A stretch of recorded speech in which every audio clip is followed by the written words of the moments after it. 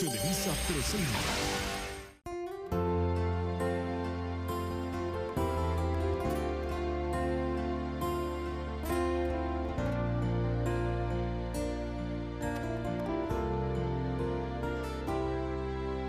Anong lihim mayroon sa isang tinig, umuugi sa puso at damdamin.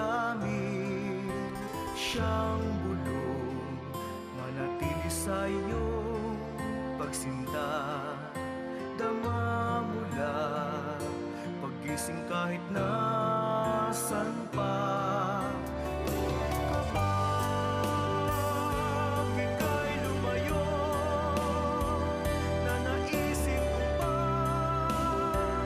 mawala sa mundo. Handog,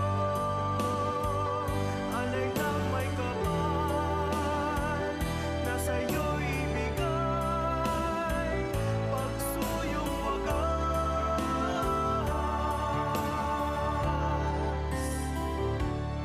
immortal.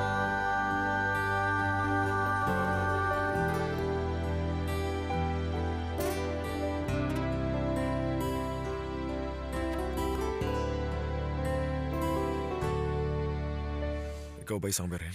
Oo naman. Pasensya ka na, prangka ako pero hindi ko napansin. Hindi ko kasalanan kung hindi mo napansin. Nasaan ang cellphone mo? Anong cellphone? Yung nilagay mo sa pantalo mo nung pumasok ako rito kanina. Hindi ko alam kung anong sinasabi mo. Maria Jose, sa sandaling ito, maikli ang aking pasensya. Ibibigay mo o hahanapin ko? Pero, wag. Eto na.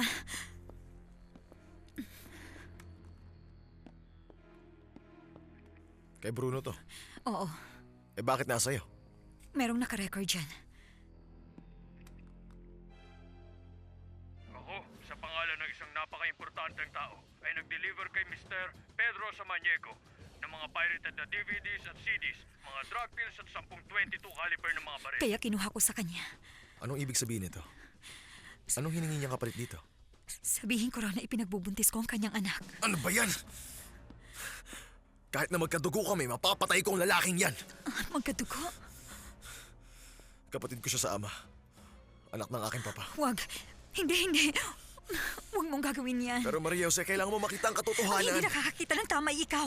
Dahil nabulag ka sa galit ng paghihiganti. Pero kapatid mo pa rin siya.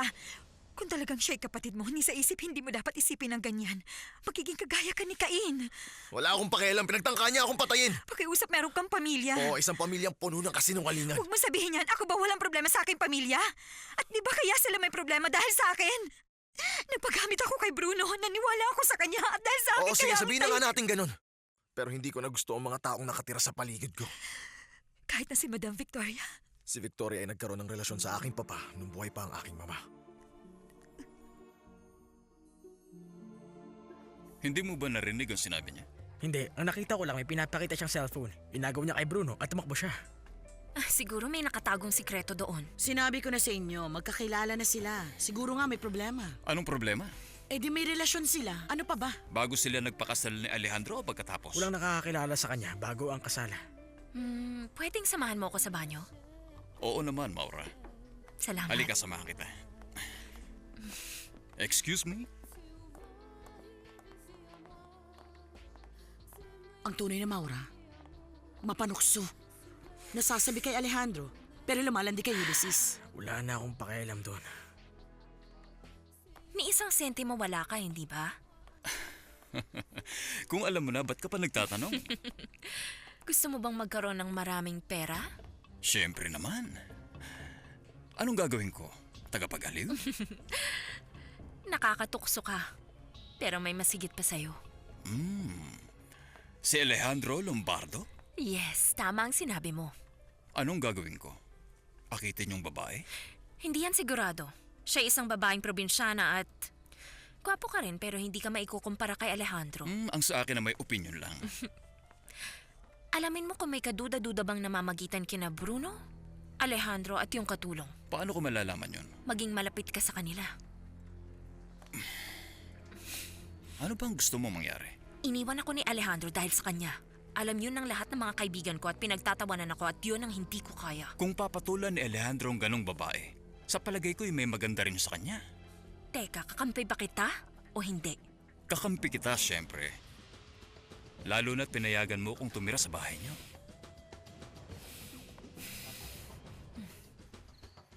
Bakit? Dahil sa gabal lang ako sa iyong buhay. Lahat ng mga nangyayari, kasalanan ko lahat. Kung ang tanging intensyon ni Bruno ay patayin ako sa halip na piliin ka, dapat pumili na lang siya ng ibang gagamitin niya. Maaari, pero may isa pang problema sa aking itay. Ayoko madamay kayo sa iskandalo ng dahil sa amin. Pwede kaming pumunta sa malayo nang walang makakahanap sa amin. Pero syempre, ibibigay namin sa iyo ang katibayan ng pag-aari ng apartment. Kunin mo ang pera at ibigay mo sa amin kung anong tama para sa iyo. Gawa na ba ang kasundo ang magkahiwalay tayo ng mga ari-arian? Oo. Ang kailangan na lang ang mga pirma natin. Kita mo na.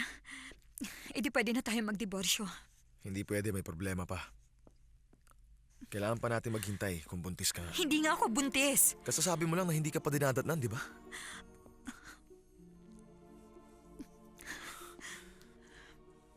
At paanong tungkol sa atin? May nararamdaman ka ba para sa akin o pansamantalang ligaya lang yun? Ikaw, ano ang iyong nararamdaman? Gaano kalaki yung tunay na pag-ibig? At gaano kalaki yung obsesyon lang na kahit si Bruno ay kaya kong kunin? Ang masasabi ko lang sa'yo ngayon ay mas kailangan na kita ngayon kaysa noon.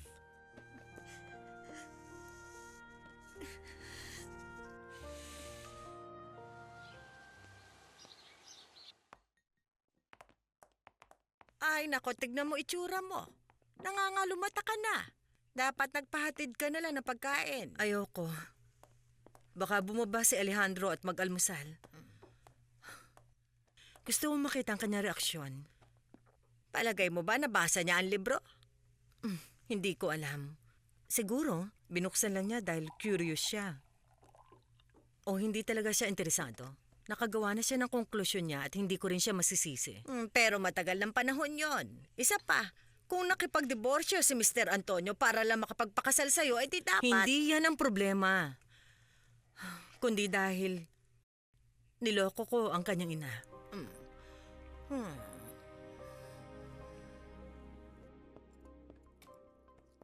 Anong balita kay Bruno?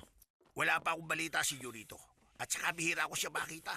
Baka natutulog pa sa kanyang kwarto. Dito ba siya natulog sa bahay? Opo, Senyorito. Salamat. Patubayan kayo ng Diyos. Aalis ka na ba? Oh, Hindi ka na ba mag-aalmusal? hindi na. Doon na lang siguro sa opisina.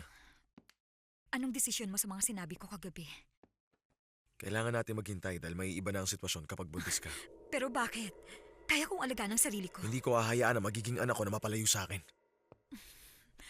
Malay mo, hindi yun sa'yo.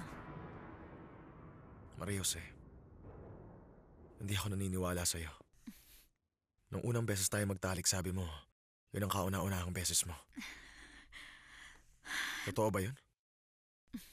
Oo. Kaya sa ngayon, dito ka lang muna. Alex, hindi talaga ako komportable rito. Hindi ako sanay na walang ginagawa. At bukod doon, ayaw kong patuloy kang gumagastos para sa pamilya ko. Tsaka na tayo mag-usap. Bakit nga pala hindi mo na lang paalisin yung nurse? Kaya ko nang alagahan ang aking itay. Hindi, kailangan mo kasi kasuhin ng ibang bagay. Gaya nga ng ang nag-aasikaso ng bahay ay ang mama mo at si Felipa. Paano yung pag-aaral ng kapatid mo? Nakalimutan mo na ba yun? Pero hindi na kailangan yun. Nangako ka sa kanya, Maria Jose. Pakiusap, pwede bang ikaw muna ang bahala sa kanya? Yung tungkol sa cellphone, sasabihin mo na? Oo.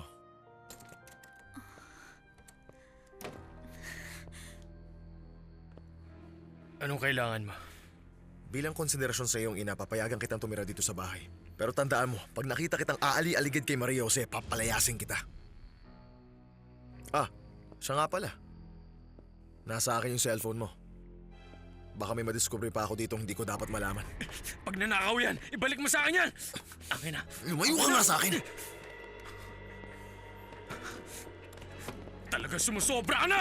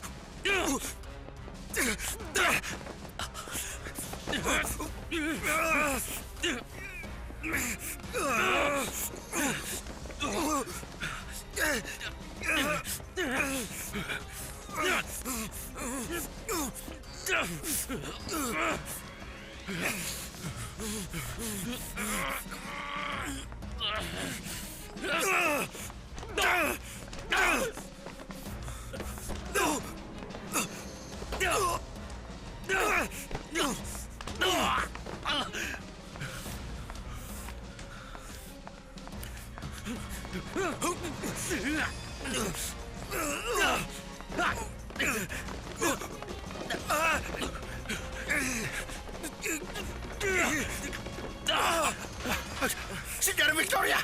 Signora Victoria! Signora Victoria! Papatayin kita, walang yan! Signora!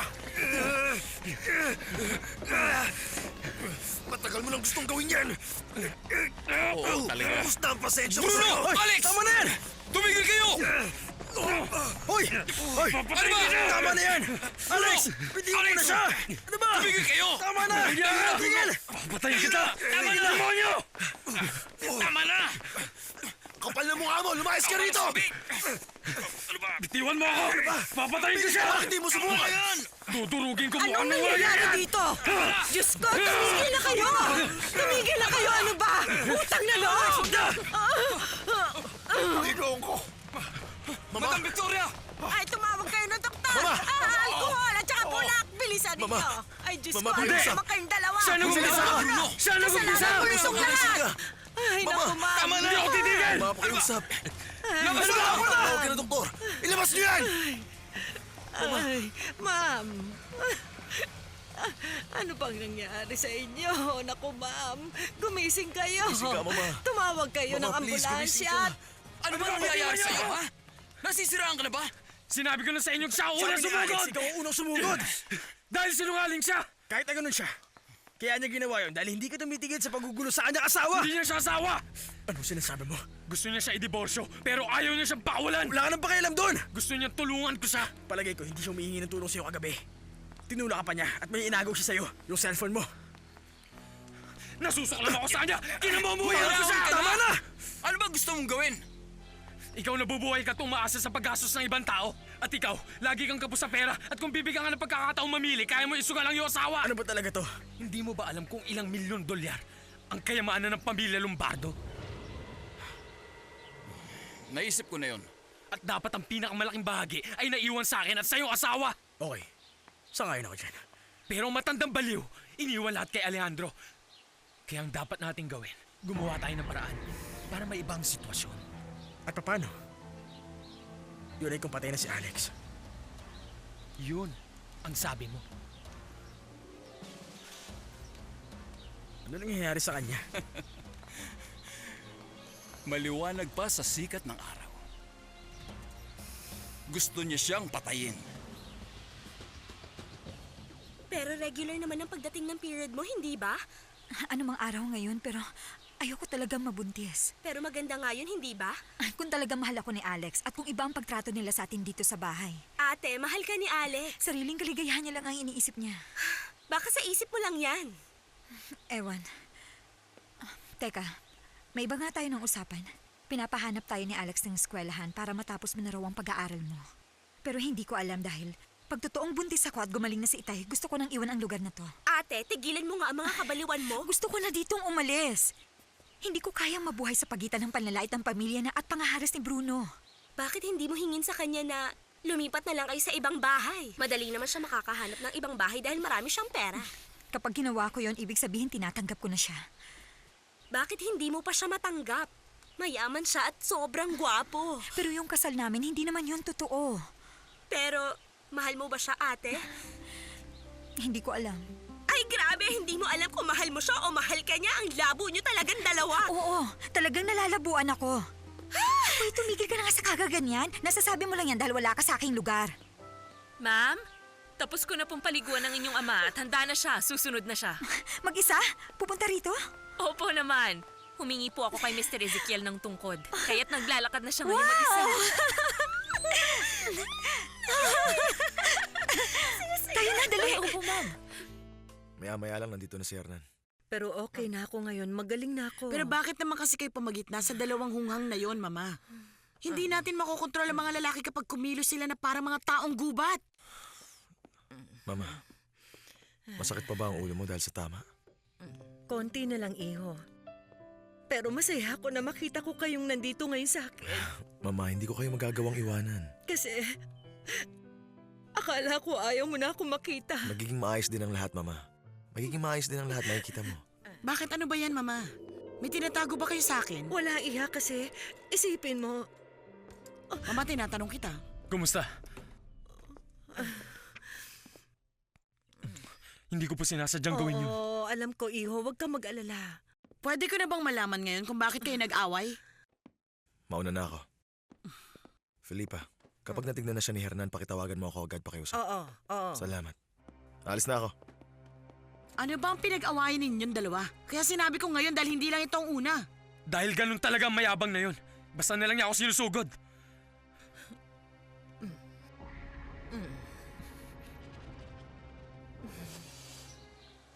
Hindi pa rin ako makapaniwala.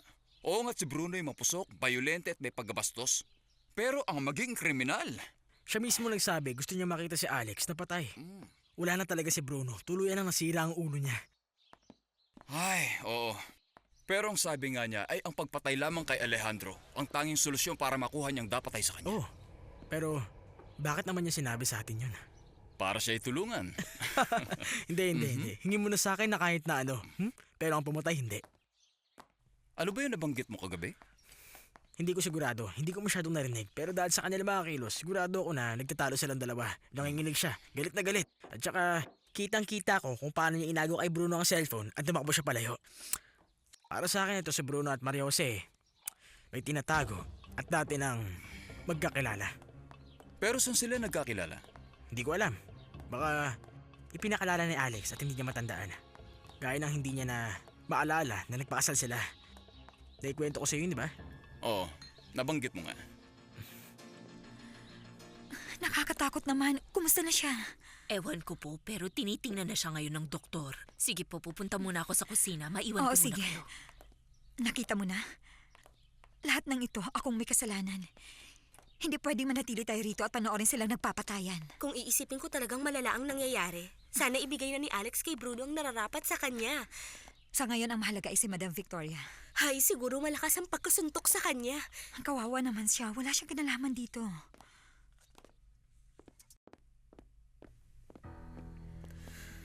Ba't mo binigay ang cellphone kay Alejandro?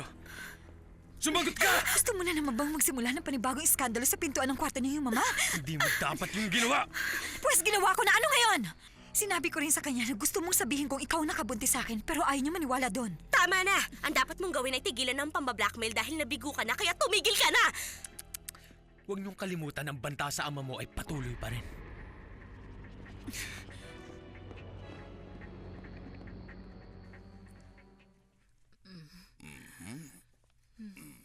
Sige, mahiga ka na. Ay, salamat. Mukhang tama lang naman sa iyong panga pero sa totoo lang, Victoria, malaking duda ko na ang dahilan niyan ay dahil sa nadulas ka sa hagdan. Sinabi ko ng ganun ang nangyari. Okay, pero hindi ako naniniwala sa'yo. Ipalagay nating totoo, mas lalong dapat na magpa-x-ray ka. Pwede kang magkaroon ng internal injury o bali sa tadyang. Wag na, hindi naman masakit ang aking katawan. Kalokohan. Nadulas ka sa hagdan. Tapos hindi nasaktan ang katawan mo? Nakakamangha yun, di ba, Felipa? Opo. Hindi nga ako makapaniwalang madudulas siya dahil maingat siya at sinisiguro niya ang bawat hakbang niya. Mukhang ayaw niyo talagang magsabi ng totoo, ano? Ikaw, Raquel. Basta ako, natakot ako ng gusto. At saka nang malaman ko na iakyat na dito sa kanyang kwarto si Mama. Okay, sige. Pero ako, sigurado ako may ibang nangyari. Magre-reseta ako para sa mga pasa. Sa pamamaga, tapos 2 araw na bed rest.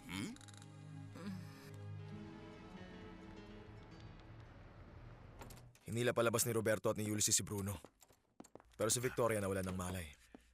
Pero sabi mo okay na siya ngayon. Oo, hindi ako umalis ng bayan kahit di siya nagkakamalay. Alejandro, sa palagay ko kailangan mo nang tapusin ang lahat ng gulong ito. Kailangan mapag-isipan mo na ang ganitong sitwasyon ay hindi nakatanggap-tanggap. Pati si Victoria nasaktan na. Masyado na nakakahiya ang nangyayaring ito.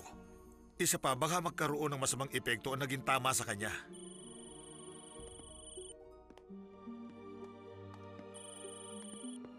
Hello, Felipa. Kamusta? Ayun, kakaalis lang ngayon ng doktor. Sabi niya wala namang problema. Nagsinungaling ang iyong mama at sinabing nadulas siya sa hagdan dahil ayaw niyang malaman pa ng sino man ang nangyaring away sa bahay. Okay na ba talaga siya? Oo naman, may magalang dahil sa pagkasiko sa kanya pero nagreseta na ng gamot ang doktor para dito. Nagpapahinga na siya ngayon. Salamat, Felipa. Okay na raw siya. Okay lang ba kung dalawin ko siya? Hindi ko alam. Pero baka gusto niya.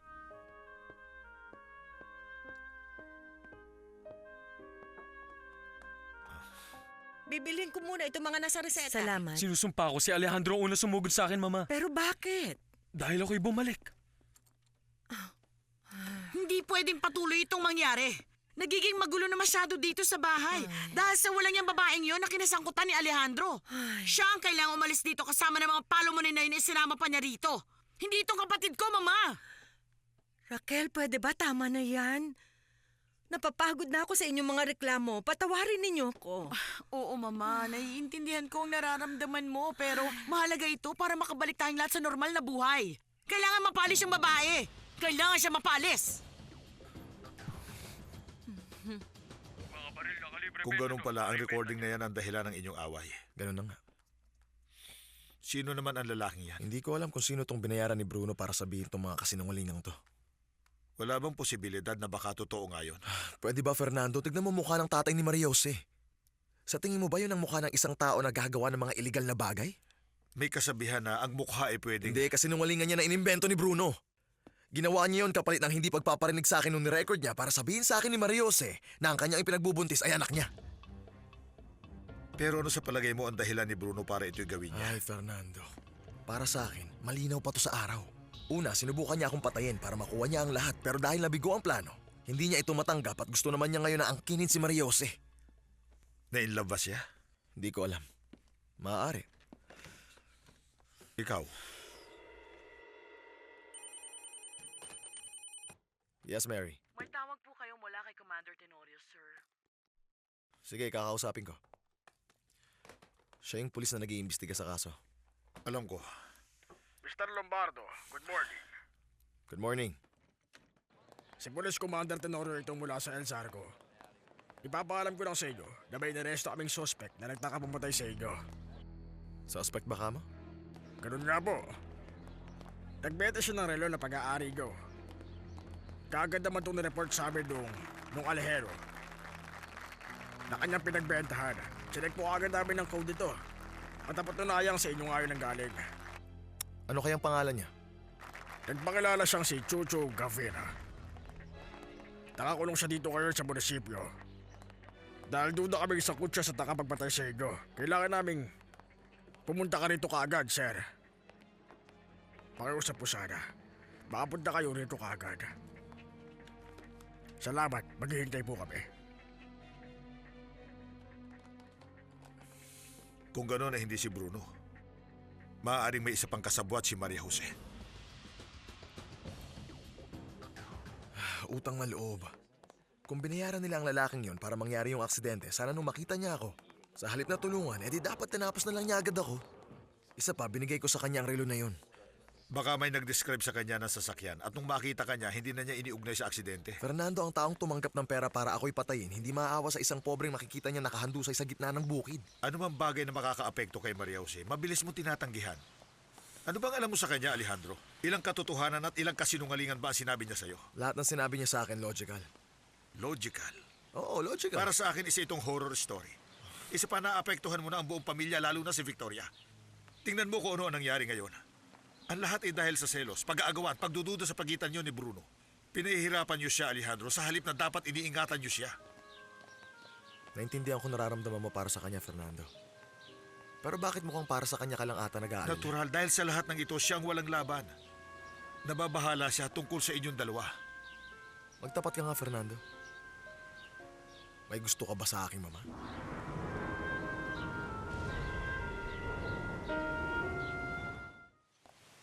Kailangan natin mag-usap. Wala akong anumang masasabi tungkol Hindi, dyan. meron. Palagay ko kailangan mo sabihin. Alam mo kasi nasasaktan ako sa mga konfrontasyon natin, Fernando. Maraming taon na tayong magkaibigan. Tama ka dyan. Halika, sabay tayo mag-lunch. Pakidala ng sasakyan ni Architect sa parking area, please. Ang kotse kong gagamitin namin. Hindi na, tigisan na tayo ng sasakyan. May titingnan pa akong building site doon sa lugar ng Colonia Providencia. Okay, ikaw bahala.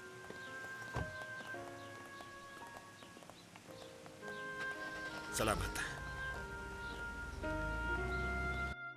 Kaya nga para sa akin, isang palaisipan talaga ang babae na yan. Biglang sumulpot kung saan. Wala pang isang linggo nung siya'y dumating. Kasama ko pa si Alejandro noon.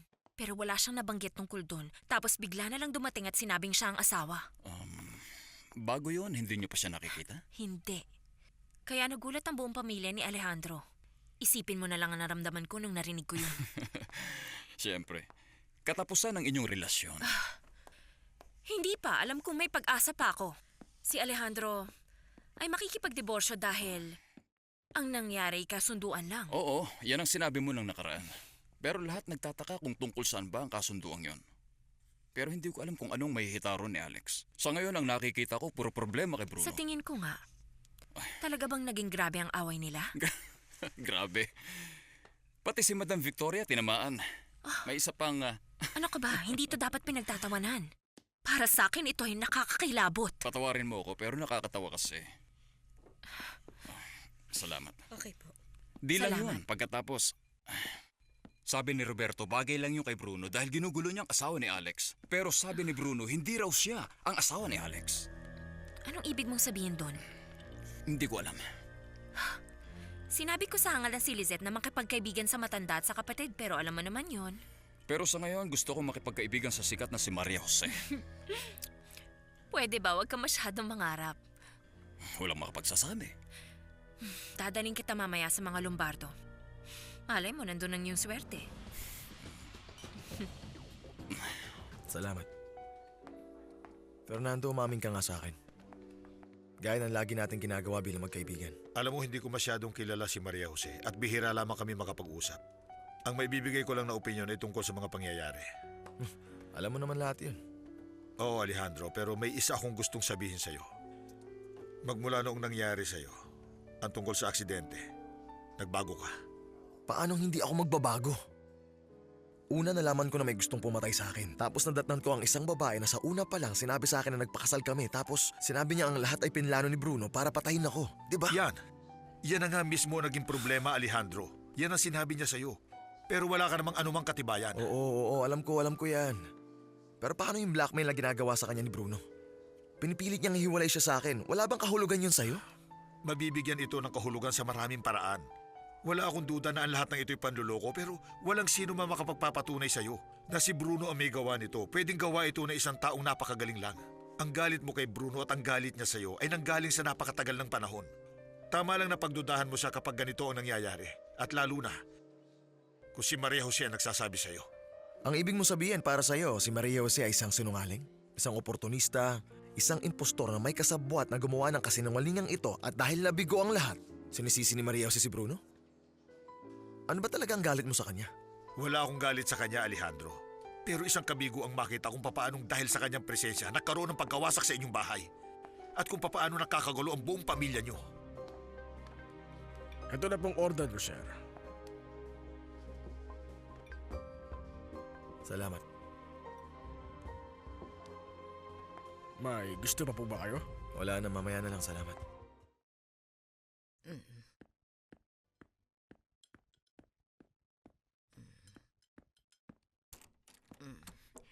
Gusto ko lang malaman kung ano ng kalagayan ni Madam Victoria. Mabuti na siya ngayon, salamat. Pwede pong pumasok? Maganda kung bukas na lang, ma'am. May iniinda pa siyang konting pamamaga at kirot ng sugat. Sige, pero pakiusap pakasabi na lang sa kanya sana gumaling siya kaagad. Kung alam niya lang kung gaano kasama ang loob ko sa nangyari. Ay, huwag kang mag-alala. Makakarating sa kanya. Salamat, Felipa. Walang anuman. O siya, sige ho, ma'am. Sige. po. Si Maria Jose yon. Gusto niyang malaman kung kumusta ka na. Gusto niyang pumasok pero sabi ko makakabuti kung bukas na lang. Salamat, Felipa. Sa tingin ko, alalang-alala siya. Ay. Maaari. At sa totoo lang, hindi ko na alam ang iisipin. Masyado na ako naguguluhan. Hindi pa rin mawala sa isip ko ang eksena ni na Alex at Bruno na nag-away ng ganun kanina. Ay, lagi naman sila nag-aaway. Oo, pero mas malala ngayon. Para bang gusto nilang magpatayan ata? Kaya nga dahil doon, lalong dapat hindi kayo makialam. Tignan nyo ngayon, pati kayo nasaktan. Hindi pwedeng panuurin ko na lang sila. E di sana, pinalo na lang natin sila ng walis. Nang marinig ko si Alex na nagsabi sa akin ng mama, bumalik ang aking espiritu. Para siyang alaala sa akin. Napatawad na kaya niya ako, Filipa? Ay, syempre naman. Ramdam ko yon. Si Alex ay napakabait na bata at patawarin niyo sana ako pero mas mabait siya kaysa sa isa kahit na siya ang tunay mong anak. Isa pa alam niya na ang yumaong si Mr. Antonio ay naging masaya sa iyong piling o hindi ba? Ay, oo, pero ang huling araw ng buhay niya. Wala yon. Nag-away kayong dalawa noon. At yung nangyaring naipit ang kanyang tungkod, wala kayong kinalaman doon. Yun ay isang disgrasya. Pero bakit nga pala nag-away sina Bruno at Alex? Siguro dahil doon sa babae. Palagay ko. Ay, mahal ko, ano bang nasa isip ni Bruno? Ang babae na yun ay kasal na sa kanyang kapatid, ibig kong sabihin, half-brother. Ang pag-ibig ay walang pinapakinggang rason, Filipa. Pero kailan siya na in love? Dahil kailangan mo ng konting oras dyan para mangyari. Ako, na-in love kagad kay Antonio. Unang kita ko pa lang sa kanya. Ay, ma'am, yun namang kaso nyo ay ibang-iba. Lagi nating iniisip na ang nangyari sa amin ay ibang-iba. Pero ang totoo, pareho lang ito para sa lahat. Hiningi mo ang aking opinyon kaya sinabi ko sa'yo. Ngayon, nasa sa'yo na ang desisyon. Yung tungkol sa mama ko. Yung totoo, Fernando. Hindi kita uusgahan, maniwala ka. Ang gusto ko lang sana ay linawin ang mga kutob ko. Gusto ko si Victoria. Palagay ko isa siyang babaeng naiiba sa lahat. Alam mo ba, sa kabila ng aking natuklasan tungkol sa kanya, sa kabila ng matinding sakit na naidulot nun sa akin, ng pagkabigo, sa totoo lang, iniisip ko pa rin na isa siyang kakaibang huwaran. Binigyan niya ako ng libro. Isang librong sinulat niya maraming taon nang nakakalipas. Isa siyang manunulat? Oo naman. Gumagamit lang siya ng alias sa panunulat.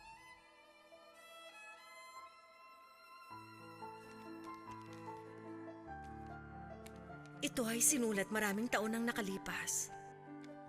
Paano mo nasabi hindi pa nakikita ang petsa kung kailan inilathala? Nabasa mo na ba yan? Alam ko. Maaari ko bang mahiram yon? Hindi ko pa tapos basahin at hindi ko alam kung ipapahiram niya sa'yo. Fiction novel to pero ang kwento rito ay ang umpisa ng kanyang relasyon sa aking ama. Pero syempre ibang pangalan ang ginamit niya. Okay. Ang nagustuhan ko sa kanya ay ang kanyang katangian bilang babae. At ang kanyang galing. At ang kanyang mood. Ang kanyang lakas. Ganun pa man ramdam ko ang kanyang kahinaan. Isa pa siya ay babaeng napakaganda. Sa bagay, totoo yan. Kailanman ay hindi nawala ang respeto ko sa kanya. At kailanman ay hindi ako magsasabi ng aking nararamdaman. Bakit hindi? Alejandro, alam mo naman magkaedad lamang kami ni Bruno. Pwede mo na siyang maging ina, totoo. Pero malaya kang sabihin sa kanya. Alam ko at hindi pa yan sumagi sa isip ko. Kaya wala akong pakialam. Pero baka siya siguro. Paano ngayon? Eh di wala lang. Kontento na ako sa pagbisita sa kanya. Sa pakikipag-usap. At maging masaya pagkasama siya. Para sa akin si Victoria ay isang imposibleng pag-ibig. Ang pag-ibig ay isang bagay na kakaiba, di ba? Wala itong pakialam tungkol sa lahi, sa edukasyon, at maging sa edad. Sang-ayon ako pero ang daming kapinsalaan. Lalo na sa ating kapaligiran. Lalo na sa palibot na inyong ginagalawan. Ikaw, na-inlove ka na rin ba kay Maria Jose ng ganong kabilis? Dahil ba sa tingin mo'y macho ka kaya gusto mo siyang agawin kay Bruno? Pwedeng may connection din pero... gusto ko siya, Fernando. Gustong gusto ko siya at ewan ko ba pakiramdam ko kailangan ko siyang ingatan, protektahan at alisin ang kanyang mga pag-aalala. Gusto ko siyang pasayahin at panoorin nakangiti. Hindi ko alam basta. Sabi ng mga katulong, tuloy-tuloy pa rin ang suntukan nila kahit sa putik na sila nakahiga.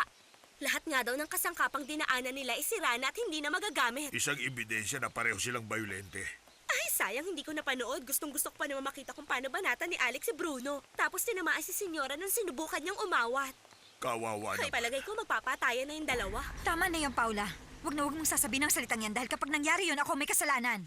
Oo nga, Iha, huwag ka magpakasama.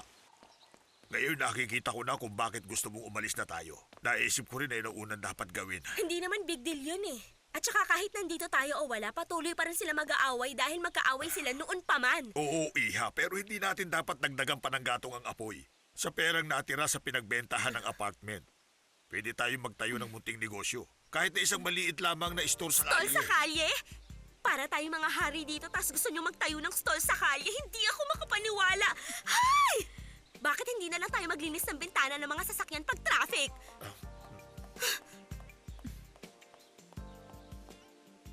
Nagalit siguro. Yun ay dahil hindi po siya nakaranas ng ganitong klaseng luho. Kaya po ngayon may hirapan siyang iwan ito. Anong iniisip mo, Iha? Masasaktan ka ba ng husto pag iniwan mong lahat ito?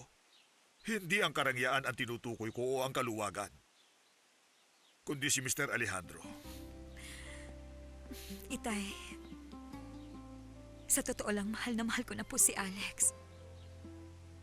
Ayoko na uli mangyari sa akin yan dahil masasaktan ako. Oo, mahal ko. Naiintindihan ko. Ang asawa mo ba yon? Oo, si Alex. Nahihirapan ako sa kaiisip tungkol sa buong pangyayari. Anong pangyayari? Gusto kong sabihin mo sa akin kung bakit kayo nag-away ni Bruno. Ay, Mama. Palagay ko mas makakabuti kung kakalimutan niyo na yon. Pero kailangan kong malaman ang iyong bersyon. Ang sabi ni Bruno kaya sinugod mo siya dahil nakita mo siyang bumalik dito sa bahay. Hindi po yan ang dahilan. Kung ganon, ano nga? Ay, Mama, yung dati pa rin. Si Maria Jose.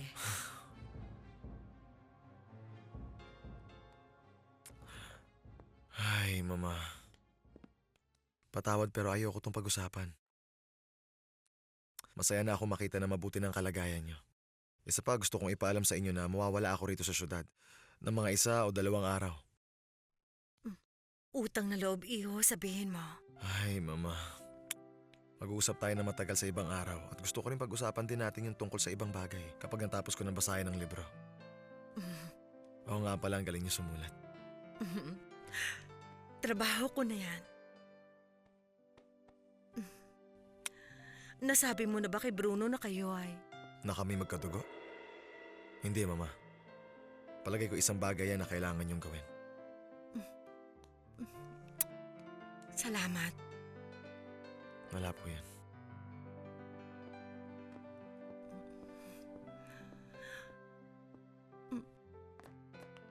Ezekiel, nakita mo ba ang asawa ko?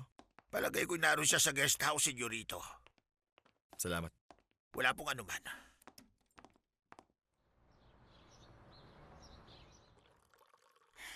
Sakaling napaghiwalay natin si Alex at si Maria Jose, sa tingin mo ba pakakasalan ka niya? Bakit hindi? Ang sugatang lalaki handang maghanap ng saklolo. Isa pa anong masama sa akin, mayaman ako. Pareho kaming may marangyang buhay. At kahit nagkaroon ako ng maraming nobyo, hindi ako naging talo ng babae.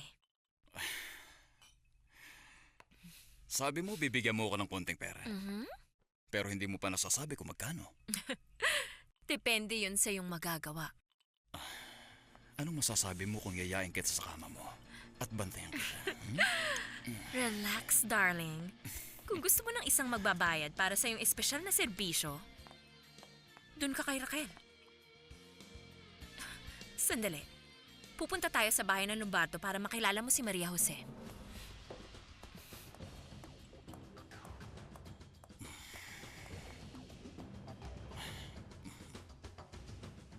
Anong ingay yun?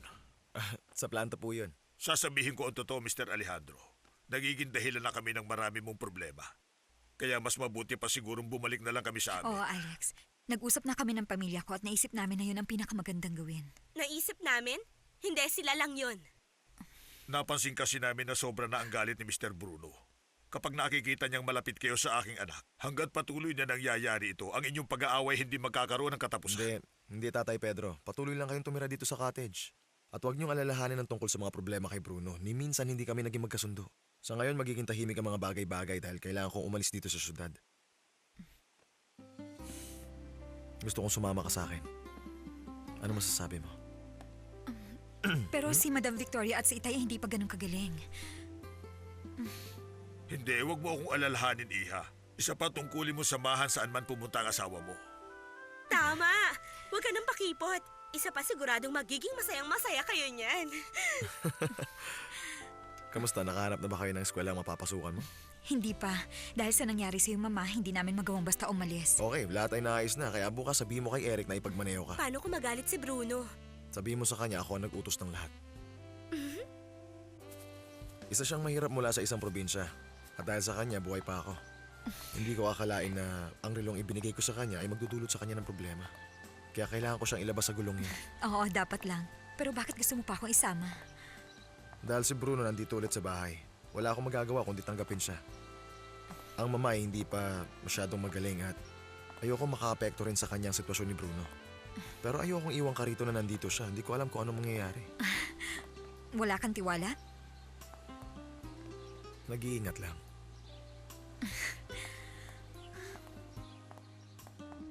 Dahan-dahan, ang bilis mo magpatakbo. Alejandro! Mahal ko. Masaya ako makita ka.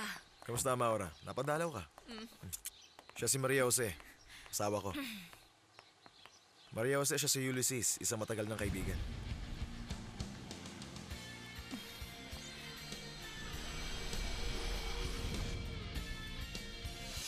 Malaya kang gawin. Ang iyong magustuhan. Ganun din naman dito, hindi ba? Alam ko yan.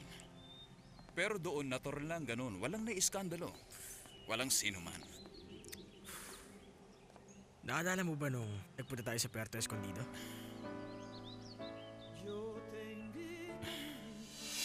Ay, Diyos ko. Tulungan mo po ako. Hindi ko na alam ang gagawin ko. Sa tingin ko umiibig na ako. Pero sa tingin ko hindi tama ito. Sinabi niya sa akin mahal niya ako. Pero hindi ko alam kung panandalian lang yun o kung ginagamit niya lang ako. Ang pinakamasama nito ay nung ako'y kanyang hinalikan.